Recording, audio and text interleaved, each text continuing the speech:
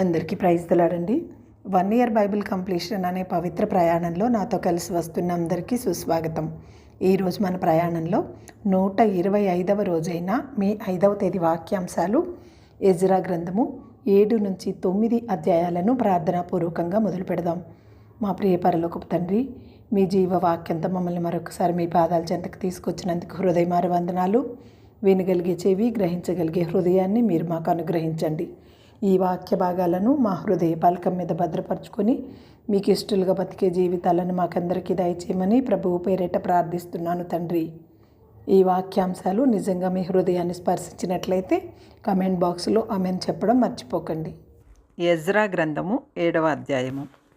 ఈ సంగతులు జరిగిన పిమ్మట పారసీక దేశపు రాజైన అర్తహషస్త యొక్క ఏలుబడిలో ఎజ్రా బబులోను దేశము నుండి యెరూషలేం పట్టణమునకు వచ్చెను. అతడు సెరాయా కుమారుడై ఉండెను. సెరాయా అజర్యా కుమారుడు, అజర్యా హిల్కియా కుమారుడు, హిల్కియా షల్లూము కుమారుడు, షల్లూము సాదోకు కుమారుడు, సాదోకు అహీటూబు కుమారుడు, అహీటూబు అమర్యా కుమారుడు, అమర్యా అజర్యా కుమారుడు, అజర్యా మెరాయెత్తు కుమారుడు, మెరాయెత్తు జరహ్యా కుమారుడు, జరహ్యా ఉజ్జీ కుమారుడు, ఉజ్జీ బుక్కీ కుమారుడు, బుక్కీ అబిషూవ కుమారుడు, అబిషూవ ఫినెహాసు కుమారుడు, ఫినెహాసు ఎలియాజరు కుమారుడు, ఎలియాజరు ప్రధాన యాజకుడైన అహరోను కుమారుడు. ఈ ఎజ్రా ఇజ్రాయేలీల దేవుడైన యెహోవా అనుసరించిన మోషే యొక్క ధర్మశాస్త్రమందు ప్రవీణత గల శాస్త్రియు, మరియు అతడు దేవుడైన యెహోవా హస్తము అతని మీదకి తోడుగా ఉన్నందున అతడు ఏ మనవి చేసినను రాజు అనుగ్రహించును. మరియు రాజైన అర్తహషస్త ఏలుబడియందు 7వ సంవత్సరమున ఇజ్రాయేలీలు కొందరును, యాజకులు కొందరును, లేవీయులను, గాయకులను, ద్వారపాలకులను, నెతీనీయులను బయలుదేరి యెరూషలేము పట్టణమునకు వచ్చిరి. రాజు ఏలుబడియందు 7వ సంవత్సరము 5వ మాసమున ఎజ్రా యెరూషలేమునకు వచ్చెను. మొదటి నెల మొదటి దినమందు అతడు బబులోను దేశము నుండి బయలుదేరి తన దేవుని కరుణాహస్తము తనకు తోడుగా ఉన్నందున 5వ నెల మొదటి దినమున యెరూషలేమునకు చేరెను. ఎజ్రా యెహోవా ధర్మశాస్త్రమును పరిశోధించి దాని చొప్పున నడుచుకొనుటకును, ఇజ్రాయేలీలకు దాని కట్టడలను విధులను నేర్పుటకును దృఢ నిశ్చయము చేసుకొనెను.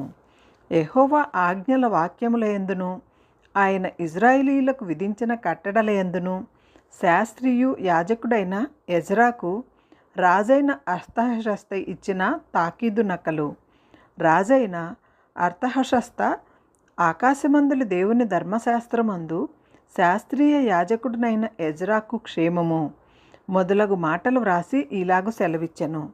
చేతనున్న నీ దేవుని ధర్మశాస్త్రమును బట్టి యూదాను గూర్చియు యెరూషలేమును గూర్చియు విమర్శ చేయుటకు నీవు రాజు చేతను అతని 7 మంత్రుల చేతను పంపబడితివి కనుక మేము చేసిన నిర్ణయం ఏమనగా, మా రాజ్యమందుండు ఇజ్రాయేలీలలోనూ వారి యాజకులలోనూ లేవీయులలోనూ యెరూషలేం పట్టణమునకు వెళ్ళుటకు మనఃపూర్వకంగా ఇష్టపడి వారెవరో వారందరూ నీతో కూడా వెళ్ళవచ్చును.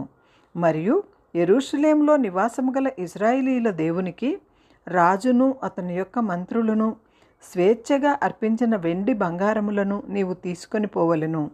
మరియు బబులోను ప్రదేశమంతటా నీకు దొరకు వెండి బంగారములన్నీయు జనులకు యాజకులకును యెరూషలేములోనున్న తమ దేవుని మందిరమునకును స్వేచ్ఛగా అర్పించు వస్తువులను నీవు తీసుకొని పోవలెను.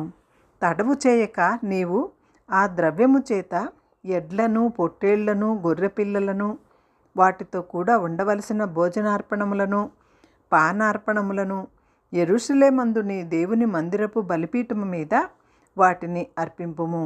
మిగిలిన వెండి బంగారములతో నీ దేవుని చిత్తానుసారముగా నీకును నీ వారికిని యుక్తమని తోచిన దానిని చేయవచ్చును.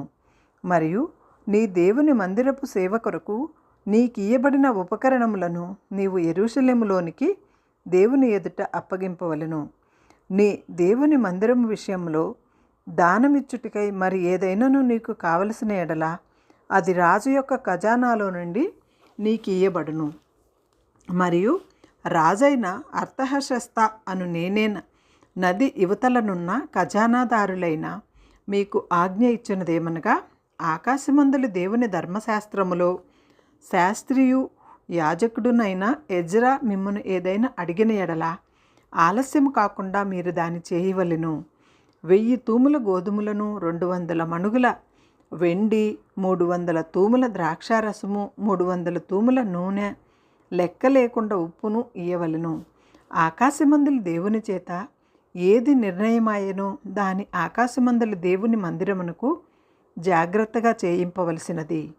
రాజు యొక్క రాజ్యము మీదికిని అతని కుమారుల మీదికిని కోపం ఎందుకు రావలెను? మరియు యాజకులను, లేవీయులను, గాయకులను, ద్వారపాలకులను, నెతీనియేలును, దేవుని మందిరపు సేవకులనైన వారందరిని గూర్చి మేము మీకు నిర్ణయించినదేమనగా, వారికి శిస్తు గాని, సుంకము గాని, పన్ను గాని వేయుట కట్టడపు న్యాయము కాదని తెలుసుకొనుడి. మరియు ఎజ్రా నది యువతలనున్న జనులకు తీర్పు తీర్చుటకై నీ దేవుడు నీకు దయచేసిన జ్ఞానము చొప్పున నీవు నీ దేవుని యొక్క ధర్మశాస్త్ర విధులను తెలుసుకొనిన వారిలో కొందరిని అధికారులను గాను న్యాయాధిపతులను గాను ఉంచవలెను. ఆ ధర్మశాస్త్ర విషయంలో తెలియని వారెవరో వారికి నేర్పవలెను. నీ దేవుని ధర్మశాస్త్రము గాని రాజు యొక్క చట్టము గాని గైకొనిన వాడెవడో త్వరగా విచారణ చేసి మరణశిక్ష అయినను, స్వదేశ త్యాగమైనను, ఆస్తి జప్తి అయినను, ఖైదునైనను వారికి విధింపవలెను. యెరూషలేములో ఉండు యెహోవా మందిరమును అలంకరించుటకు రాజునకు బుద్ధి పుట్టించినందున రాజును అతని మంత్రులను రాజు యొక్క మహాధిపతులను నాకు దయ అనుగ్రహింపచేసినందునను మన పితరుల దేవుడైన యెహోవాకు స్తోత్రము కలుగునుగాక. నా దేవుడైన యెహోవా హస్తము నాకు తోడుగా ఉన్నందున నేను బలపరచబడి నాతో కూడా వచ్చుటకు ఇజ్రాయేలీల ప్రధానులను సమకూర్చి తిని. ఎజ్రా గ్రంథము 8వ అధ్యాయము. రాజైన అర్తహషస్త ఏలుబడి కాలమందు బబులోను దేశము నుండి నాతో కూడా వచ్చిన ఇంటి పెద్దల వంశావళి: ఫినెహాసు వంశంలో గిర్షోమును, ఈతామారు వంశములో దానియేలును, దావీదు వంశములో హట్టూషును, షెకన్యా ఫరోషుల వంశములలో జెకర్యాయు వంశావళికి 180 మంది పురుషులను లెక్కింపబడిరి. హషస్మాతోబు వంశములో జరహ్యా కుమారుడైన ఎల్యోయేనేయు 200 మంది పురుషులను, షెకన్యా వంశములో యహాజియేలు కుమారుడును 300 మంది పురుషులను, అదీను వంశములో యోనాతాను కుమారుడైన ఏబేదును 80 మంది పురుషులను, ఏలాము వంశంలో అతన్యా కుమారుడైన యెషయాము 70 మంది పురుషులను, షపట్యా వంశములో మికాయేలు కుమారుడైన ఓబేద్యా 80 మంది పురుషులను, ఏవాబు వంశములో యెహీయేలు కుమారుడైన ఓబేద్యాయు 218 మంది పురుషులను, షెలోమీతు వంశములో యోసిఫ్యా కుమారుడును 160 మంది పురుషులను, బేబై వంశములో బేబై కుమారుడైన జెకర్యాయు 28 మంది పురుషులను, ఆజ్గాదు వంశంలో హక్కాటాను కుమారుడైన యోహోనానును 110 మంది పురుషులను, అదోనికాము యొక్క చిన్న కుమారులలో ఎలీఫేటును, యెహీయేలు, షమయాను 60 మంది పురుషులను, బిగ్వై వంశంలో ఊతైను, జబ్బూదును 70 మంది పురుషులను. వీరిని నేను అహావా వైపునకు పారు నది వద్దకు సమకూర్చి తిని, అచ్చట మేము 3 దినములు గుడారములలో ఉంటిమి. అంతలో నేను జనులను యాజకులను తనిఖీ చూడగా లేవీయుడొకడు నాకు కనబడలేదు. అప్పుడు నేను పెద్దలైన ఎలియజరు, అహీయేలు, షెమాయా, యత్నాతాను, యారీబు, యత్నాలాను, నాతాను, జెకర్యా, మెషుల్లాము అని వారిని, ఉపదేశకులకు యోయారీబు, యత్నాతానులను పిలిపించి కాసిప్యా అను స్థలమందు అధికారి అయిన ఇద్దో యొద్దకు వారిని పంపి, నా దేవుని మందిరమునకు పరిచారకులను మా వద్దకు తీసుకొని వచ్చినట్లు కాసిప్యా అను స్థలమందుండు ఇద్దోతోనూ అతని బంధువులైన నెతీనీయులతోనూ చెప్పవలసిన మాటలను వారికి తెలియజెప్పి తిని, మా దేవుని కరుణాహస్తము మాకు తోడుగా ఉన్నందున వారు ప్రజ్ఞావంతులైన ఒకనిని, షేరేబ్యాను అను అతని కుమారుడును, సహోదరులను 18 మందిని తోడుకొని వచ్చిరి. ఆ ప్రజ్ఞావంతుడు మహలి కుమారులలో ఒకడు. ఆ మహలి ఇజ్రాయేలునకు పుట్టిన లేవి వంశస్థుడు. హషబ్యాను అతనితో కూడా మొరారీయుడగు యెషయాను అతని బంధువులకును వారి కుమారులనైన 20 మందిని వారు తోడుకొని వచ్చిరి. మరియు లేవీయులు చేయవలసిన సేవలో తోడ్పడుటకై దావీదును అధిపతులను నిర్ణయించిన నెతీనియేలులో 220 మంది వచ్చిరి. వీరందరి పేర్లు ఉదహరింపబడి నియమింపబడిన వారు. అప్పుడు దేవుని సన్నిధిన మమ్మను మేము దుఃఖపరుచుకొని మాకును మా చిన్నవారికిని మా ఆస్తికిని శుభ ప్రయాణములు కలుగునట్లుగా ఆయనను వేడుకొనుటకు అహవా నది దగ్గర ఉపవాసముండునని ప్రకటించితిని. మేము కలుగుజేయుటకై ఆయనను ఆశ్రయించు వారికందరికీ మా దేవుని హస్తము తోడుగా ఉండును కాక. ఆయన హస్తమును ఆయన ఉగ్రతయు ఆయన విసర్జించు వారినందరి మీదకి వచ్చునని మేము రాజుతో చెప్పి ఉంటిమి కనుక మార్గమందున్న శత్రువుల విషయమై మాకు సహాయము చేయనట్లు కాల్బలమును రౌతులను రాజునొద్దకు కావాలనని మనవి చేయుటకు సిగ్గు నాకు తోచెను.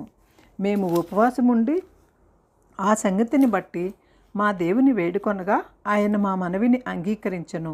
కనుక నేను యాజకులలో నుండి ప్రధానులైన 12 మందిని అనగా షేరేబ్యాను హసబ్యాను వీరి బంధువులలో 10 మందిని ఏర్పరిచి మా దేవుని మందిరమును ప్రతిష్ఠించుట విషయంలో రాజును అతని మంత్రులను అధిపతులను అక్కడనున్న ఇజ్రాయేలు వారందరినీ ప్రతిష్ఠించిన వెండి బంగారములను ఉపకరణములను తూచి వారికి అప్పగించితిని. 1300 మణుగుల వెండిని 200 మణుగుల వెండి ఉపకరణములను 200 మణుగుల బంగారమును 7000 తురుముల 20 బంగారపు గిన్నెలను బంగారమంత వెలగల పరిశుద్ధమైన 2 రాగి పాత్రలను తూచి వారి చేతికి అప్పగించి, మీరు యెహోవాకు ప్రతిష్ఠింపబడిన వారు, పాత్రలను ప్రతిష్ఠితములైనవి. ఈ వెండి బంగారములను మీ పితరుల దేవుడైన యెహోవాకు స్వేచ్ఛార్పణములై ఉన్నవి. కాబట్టి మీరు యెరూషలేములో యెహోవా మందిరపు ఖజానా గదులలో ఇజ్రాయేలు యొక్కయు లేవీయుల యొక్కయు ఇజ్రాయేలు పెద్దల యొక్కయు ప్రధానులైన వారి ఎదుట వారిని తూచి అప్పగించి తనకు వాటిని భద్రముగా ఉంచుమని వారితో చెప్పితిని. కాబట్టి యాజకులను లేవీయులను వాటి ఎత్తు ఎంతో తెలుసుకొని యెరూషలేములోనున్న మన దేవుని మందిరమునకు కొనిపోవుటకై ఆ వెండి బంగారములను పాత్రలను తీసుకొనిరి. మేము మొదట నెల 12వ దినమున యెరూషలేమునకు వచ్చుటకై అహావా నది నుండి బయలుదేరగా మా దేవుని హస్తము మాకు తోడుగా ఉండి శత్రువుల చేతిలో నుండి మార్గమందు పొంచియున్న వారి చేతిలో నుండి మమ్మను తప్పించినందున మేము యెరూషలేమునకు వచ్చి 3 దినములు అక్కడ బస చేసిమి. 4వ దినమున వెండి బంగారములను పాత్రలను మా దేవుని మందిరమందు యాజకుడైన ఊరియా కుమారుడైన మెరేమోతు చేత తూనిక వేయబడెను. అతనితో కూడా ఫినెహాసు కుమారుడైన ఏలియాజరు ఉండెను. వీరితో లేవీయులైన యేషువా కుమారుడైన యజాబాదును బిన్నూయి కుమారుడైన నోవాద్యాయును కూడా ఉండిరి. సంఖ్య చొప్పునను ఎత్తు చొప్పునను అన్నిటినీ సరిచూచి తరువాత వాటి ఎత్తు ఎంతైనది లెక్కలలో వ్రాసిరి. మరియు చెరలోనికి కొనుపోబడిన వారికి పుట్టి చెర నుండి విడుదల నొంది తిరిగి వచ్చిన వారు ఇజ్రాయేలీల దేవునికి దహన బలులు అర్పించిరి.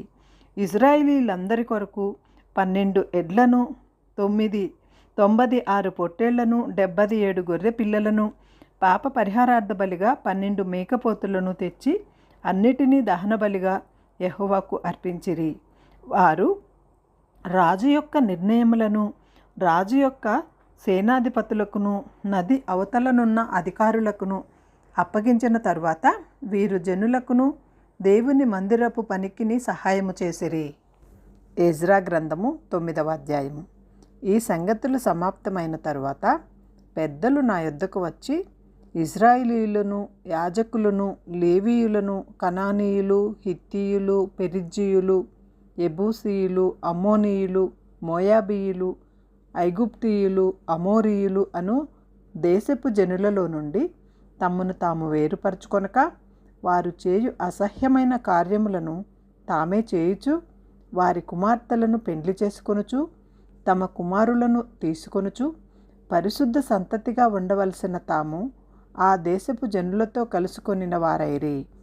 ఈ అపరాధము చేసిన వారిలో పెద్దలను అధికారులను నిజముగా ముఖ్యులై ఉండిరని చెప్పిరి.